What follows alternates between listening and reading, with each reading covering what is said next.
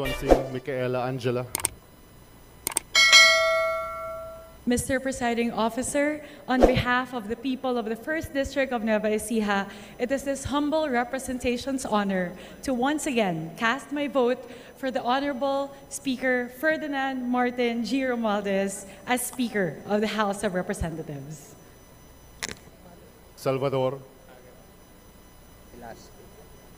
Nagmula sa bagong Distrito 2 ng Nueva Ecija, I vote for Speaker Martin Romualdez. Pascual.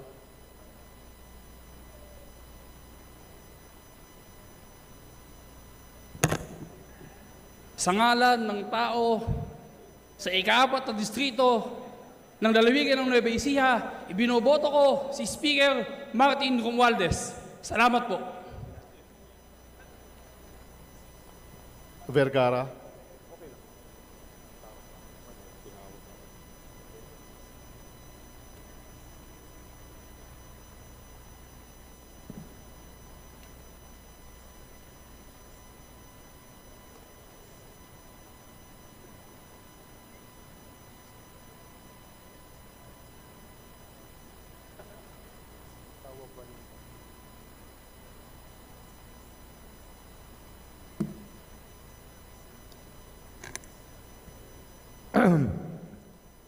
Mahal na tagapangulo,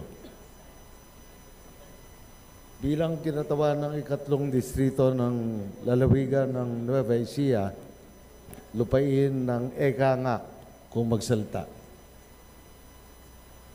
Sa ngalan ng aking mga mamamayan, buong pagpapakumbaba at may malasakit sa pagkakaisa ng ating kapulungan.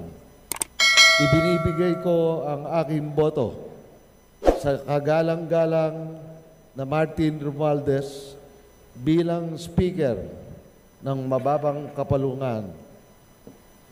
Naway patuloy tayong magkaisa para sa kapakanan ng sambayanang Pilipino. Maraming salamat po.